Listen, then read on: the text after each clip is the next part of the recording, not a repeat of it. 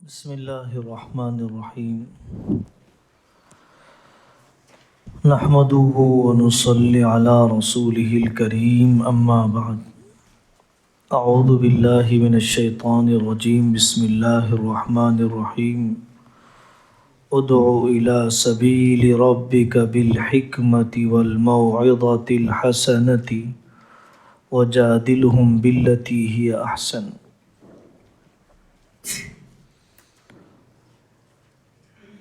صدق اللہ العظیم۔ ایک عنوان تو اس مجلس کا تنبیہ اور نکیر کرنے کے حکیمانہ انداز، تنبیہ اور نکیر کرنے کے حکیمانہ انداز۔ ایک بڑے عالم ہیں شیخ صالح المنجد دامت برکاتہم، انہوں نے احادیث کے ذخیرے سے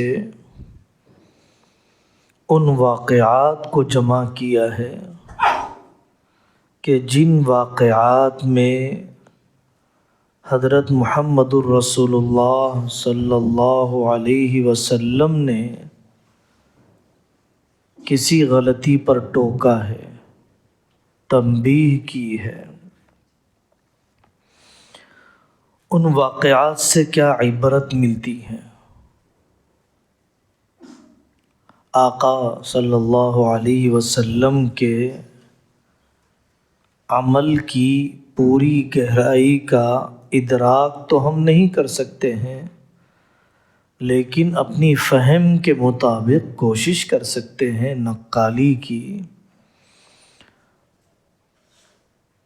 ایک عادت تھی حضرت نبی پاک صلی اللہ علیہ وسلم کی بیان عام کی، ما بال اقوام یفعلون کذا و کذا، بعض لوگوں کو کیا ہو گیا کہ وہ ایسا ایسا کر رہے ہیں، ان کو ایسا نہیں کرنا چاہیے۔ تو کسی کا نام نہیں لیا جاتا، کسی قبیلے کا، کسی شخص کا نام نہیں لیا جاتا، عمومی اصلاح کر دی جاتی ہے۔ دوسرا واقعہ، حضرت رسول اللہ صلی اللہ علیہ وسلم کے زمانے میں بعض صحابہ سے شراب پینے کا گناہ ہوا اور بعض سے بدکاری کا گناہ ہوا۔ اللہ نے شریعت کا عملی نمونہ بتلانے کے لیے ان سے کروایا۔ تکوینی مصلحتیں ہوتی ہیں، جب ان کو سزا دی جانے لگی تو لوگوں نے طعن و تشنیع کرنا شروع کیا، اس کو شرم نہیں آئی، اس کو نہیں پینا چاہیے تھا، اس طرح کی باتیں لعن طعن کرنے کی، کوسنے کی لوگ کرنے لگے۔ حضرت رسول اللہ صلی اللہ علیہ وسلم نے اس وقت فرمایا، اس طرح کی باتیں کر کے شیطان کی مدد مت کرو۔ ان صحابی سے گناہ ہو گیا، انہوں نے اعتراف کیا، خود اپنے اوپر سزا نافذ کی۔ اب تمہارا لعن طعن کرنا یہ کوئی اصلاح میں مددگار نہیں ہے، اس کا کوئی فائدہ نہیں ہے۔ تیسرا واقعہ، حضرت نبی پاک صلی اللہ علیہ وسلم ایک نکاح میں گئے، بچیاں دف کے ذریعے سے اشعار پڑھ رہی تھی۔ ان اشعار میں حضرت آقا صلی اللہ علیہ وسلم کے بارے میں مبالغے والی باتیں کہہ رہی تھی، چڑھانے والی۔ نبی کو یہ بھی معلوم ہے کہ کل کیا ہونے والا ہے۔ وَفِينَا نَبِيٌّ يَعْلَمُ مَا فِي غَدٍ۔ اس شعر پر ٹوکا کہ یہ مت کہو، یہ مت کہو۔ جب کسی کی اصلاح کی جا رہی ہو تو اس کی پوری غلطی میں، اس کی پوری حرکت میں کتنا عمل صحیح ہے، قابل قبول ہے، اور کتنا عمل غلط ہے، ناقابل قبول ہے، اس کا فرق کرنا چاہیے۔ بہت مشہور واقعہ ہے، ایک صحابی رضی اللہ عنہ نے زنا کی اجازت چاہی۔ اس واقعے میں بہت سی عبرتیں ہیں۔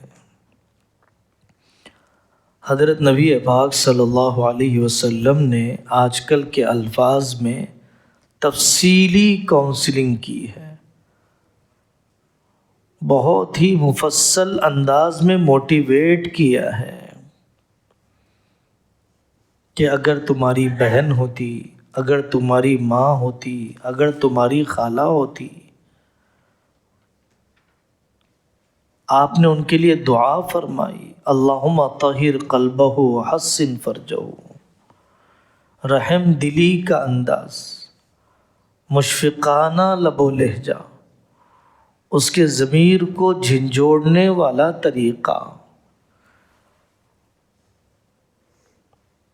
لوگ کہتے ہیں مسکت جواب دینا، دنداں شکن جواب دینا، دانت توڑنے والا جواب دینا، اس کا فائدہ نہیں ہے۔ تسلی بخش جواب دینا، اطمینان بخش جواب دینا، یہ اصل داعی کا کمال ہے، اصل عالم کا کمال یہی ہے۔ ایک واقعہ ہے حضرت خوات بن جبیر رضی اللہ عنہ کا۔ خوات تا بن جبیر رضی اللہ عنہ کا بہت مفصل واقعہ ہے کہ مر الظہران سے گزر رہے تھے، حضرت رسول اللہ صلی اللہ علیہ وسلم کے قافلے میں یہ صحابی موجود تھے۔ ایک علاقے میں عورتوں کو دیکھا تو انہوں نے بھی اپنے اچھے کپڑے نکالے اور جا کر ان عورتوں کی مجلس میں بیٹھ گئے۔ حضرت نبی پاک صلی اللہ علیہ وسلم نے ان کو دیکھ لیا۔ نظر انداز کرنا، آپے سے باہر نہ ہونا، یہ بھی مربی کا ایک کمال ہے۔ حضرت آقا صلی اللہ علیہ وسلم نے پوچھا کہ اے خوات کیا کر رہے ہو؟ یا رسول اللہ میری اونٹنی بھاگ گئی ہے، اس کو تلاش کر رہا ہوں، یا رسی گم ہو گئی ہے، اس کو تلاش کر رہا ہوں۔ حالانکہ حقیقت کچھ اور تھی۔ حضرت آقا صلی اللہ علیہ وسلم سے اتنی شرم کرنے لگے کہ بہت دن تک غائب رہے، مسجد میں آئے، نماز پڑھنے لگے، نماز بہت لمبی پڑھی تاکہ حضرت رسول اللہ صلی اللہ علیہ وسلم کا سامنا نہ کرنا پڑے۔ حضرت آقا صلی اللہ علیہ وسلم نے فرما دیا جتنی لمبی نماز پڑھنا ہے پڑھ لو، ہم آپ ہی کے انتظار میں بیٹھے ہیں۔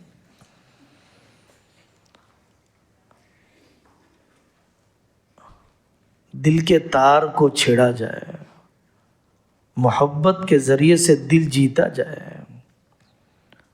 انہوں نے کہا کہ یا رسول اللہ میرا کوئی اونٹ گم نہیں ہوا ہے۔ آدمی خود شرمندگی سے مرے جا رہا ہے، اپنی غلطی پر انتہائی افسوس کر رہا ہے، اب اس کو برسر عام ٹوکنا کون سی عقل مندی ہے؟ پیچھے پڑ جانا کوئی حکمت نہیں ہے۔ حضرت آقا صلی اللہ علیہ وسلم کے گھر میں آپ ایک اہلیہ کے پاس تھے، دوسری اہلیہ نے کھانے کا سامان بھیجا۔ جس گھر میں آپ تھے وہ ناراض ہو گئی، غارت امکم، تمہاری ماں کو غیرت آ گئی، انہوں نے برتن نیچے گرا دیا۔ حضرت نبی پاک صلی اللہ علیہ وسلم نے وہ گرا ہوا کھانا اٹھایا اور اس کے بدلے میں اچھا برتن، صحیح سلامت والا برتن ان اہلیہ کو واپس کر دیا جنہوں نے کھانا بھیجا تھا۔ اس روایت سے فقہا نے دسیوں مسئلے نکالے ہیں۔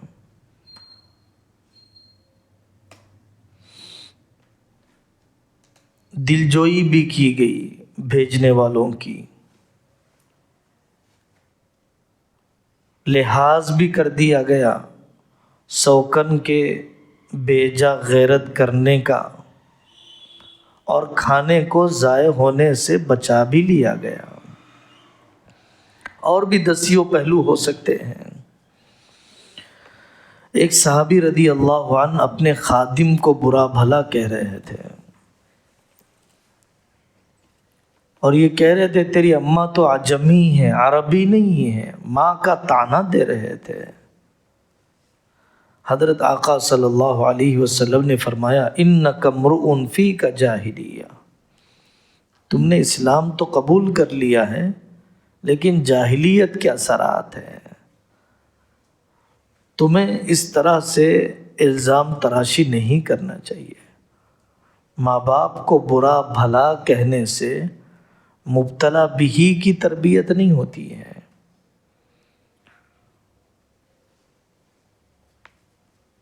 ادب کا عجیب شہپارہ ہے، صحابہ اور حضرت نبی پاک صلی اللہ علیہ وسلم کے دلی تعلق کا عجیب نمونہ ہے حضرت کعب بن مالک رضی اللہ عنہ کا تبوک میں پیچھے رہ جانا۔ پوری روایت ہے، بہت ہی دلچسپ ہے۔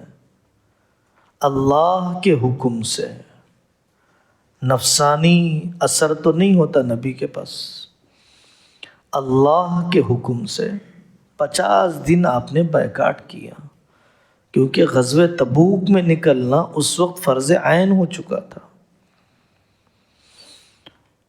50 دن بائیکاٹ کیا، لیکن وہ ناراضگی اللہ کے حکم کی وجہ سے تھی۔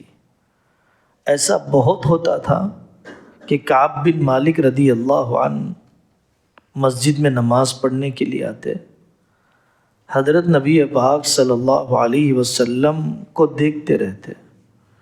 جب آقا ان کو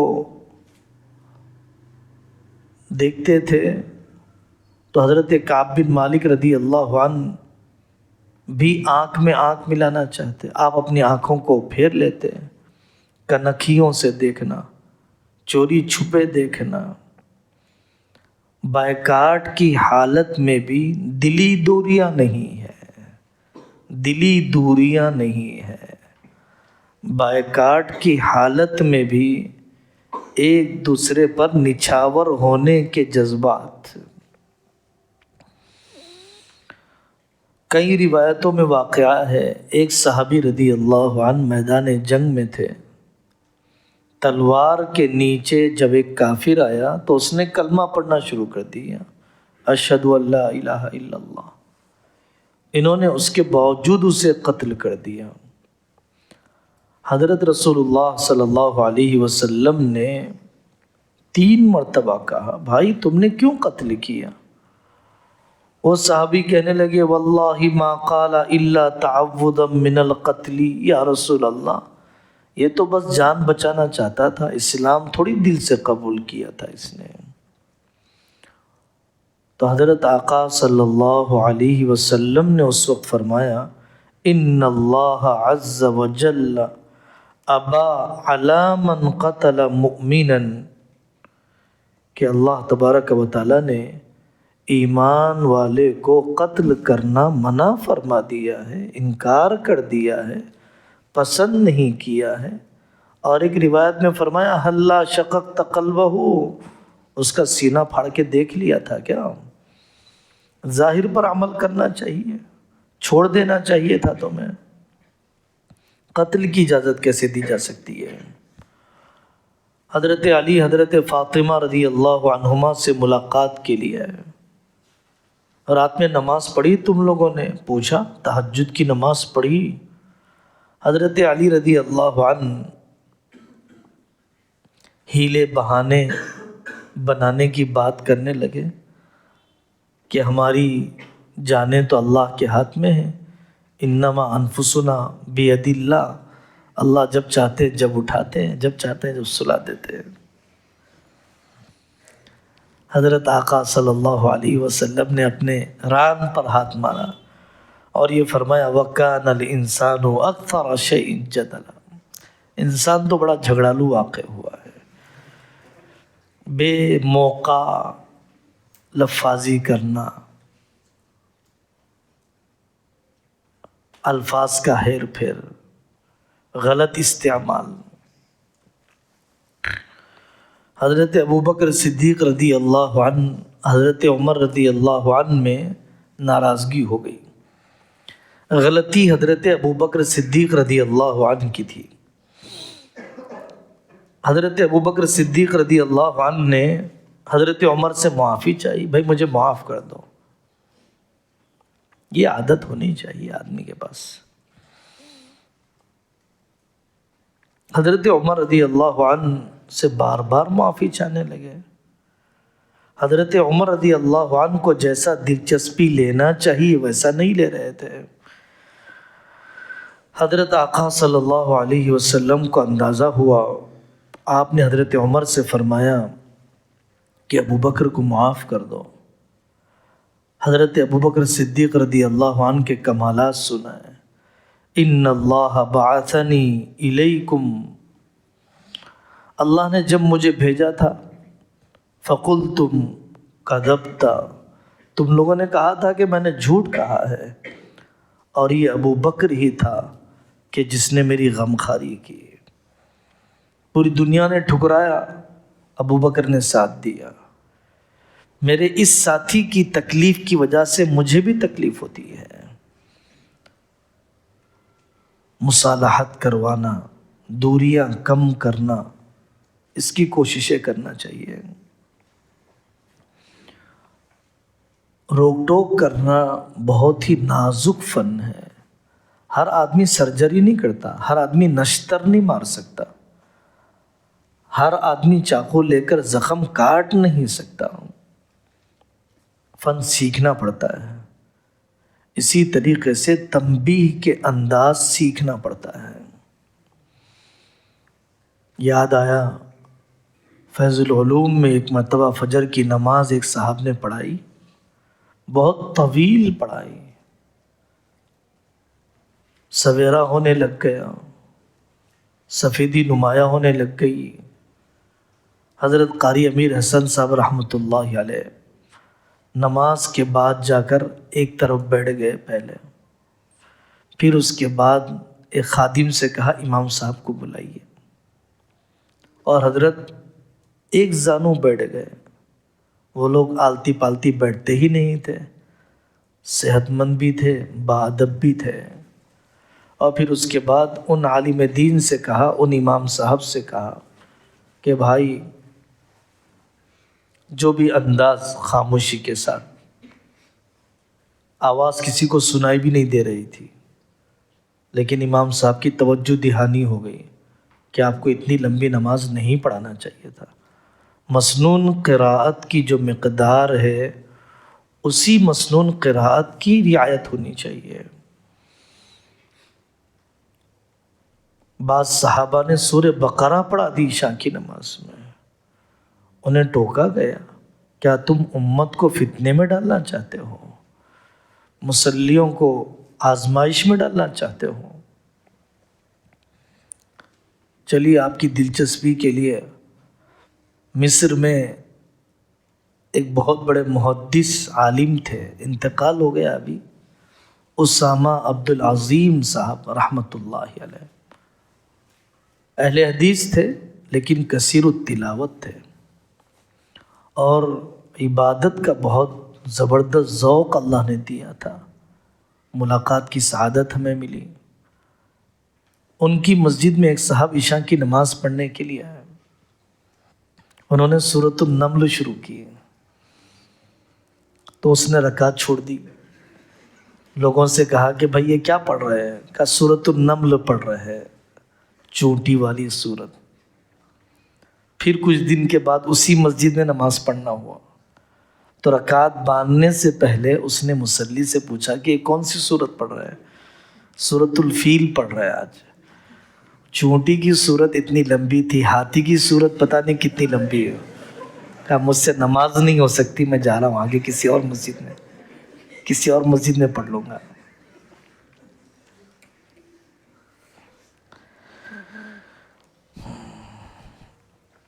تو یہ تنبیہ اور نکیر کی حکیمانہ انداز، ایک ایک واقعہ ایسا ہے کہ جس پر لمبی گفتگو کی جانی چاہیے، اور ہر آدمی اپنے ظرف کے مطابق اس سے نتائج اور اس سے اسباق لیتا ہے۔